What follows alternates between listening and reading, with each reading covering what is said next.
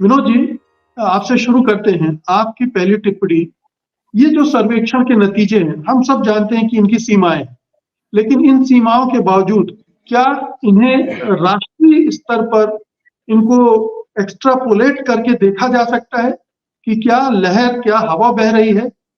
अ, मतलब इन 110 सीटों में से तकरीबन 90 सीटें बीजेपी के खाते में और तकरीबन 20 सीटें कांग्रेस के खाते में। ये समीकरण बन रहा है इनके आधार पर।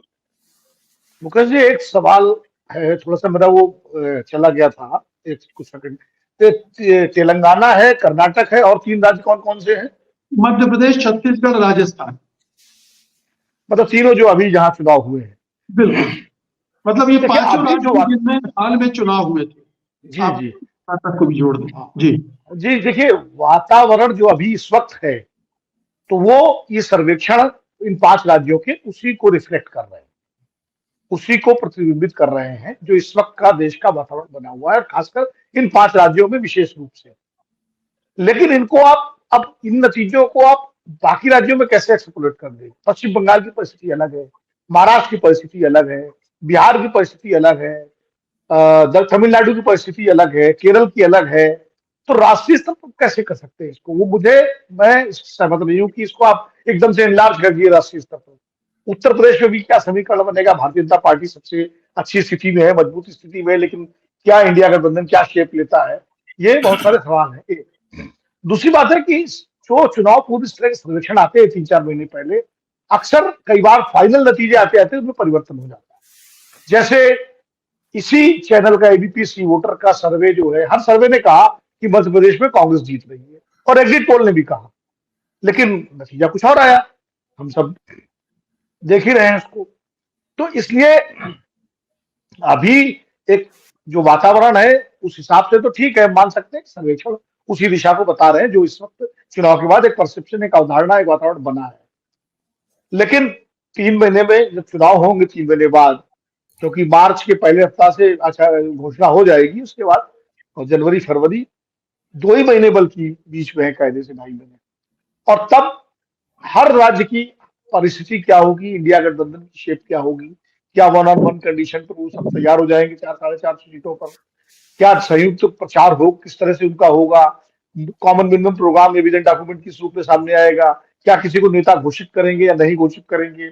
ये सारी चीजें ऐसी हैं जिन पर बहुत कुछ तय होगा आने वाले चुनाव का परिदृश्य। ये जी मैं जी। मानता हूं कि अभी जो स्थिति है उसमें भारतीय जनता पार्टी एज है, अभी उसके उसके पक्ष में सकारात्मक वातावरण है। लेकिन ये वातावरण पूरी तरह रहेगा, इसी तरह रहेगा या टक्कर होगी, क्या होगा, ये भी कहना मुश्किल है, क्योंकि भारतीय जनता पार्टी सच्चाई को जानती है, इसीलिए उसने अपनी तैयारी पूरी उसे शुरू कर दी है।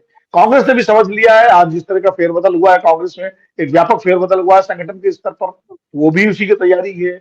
अभी 28 तारीख को नागपुर में कांग्रेस की एक बड़ी रैली होने जा रही है, उसमें इंडिया गठबंधन के लोग आएंगे कि नहीं आएंगे ये भी देखना है। राहुल गांधी की यात्रा जो दूसरा चरण है, वो कब शुरू होती है, किस रूप में शुरू होती है, इधर राम मंदिर का उद्घाटन, लोकार्पण, ये सारे बड़े इवेंट जो है, बड़े जो राजनीतिक घटनाक्रम है, इनका क्या असर पड़ता है चुनाव में, ये सब देख करके तब हम लोग किसी नतीजे पर, निष्कर्ष पर के करीब पहुंच सकते हैं।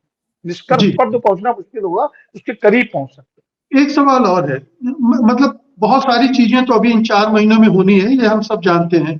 पता नहीं कोई पुलवामा भी जैसा हो जाए तो वो भी एक फैक्टर बन सकता है। लेकिन आज की तारीख में ये जो 5 राज्यों के नतीजे हैं सर्वेक्षण के, उनसे आप सहमत हैं मोटे तौर पर कि ये तस्वीर जो हमें अभी हाल के चुनाव में दिखी है उसको रिफ्लेक्ट करती है बीजेपी के फेवर में?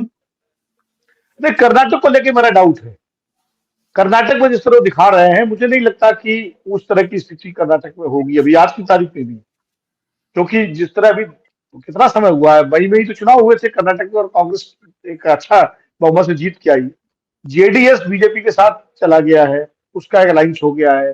अब ये अगर गणित के हिसाब से आप देखो तो मान लिया जाएगा बीजेपी का वोट और जेडीएस का वोट मिला के बीजेपी आगे निकल जाएगी।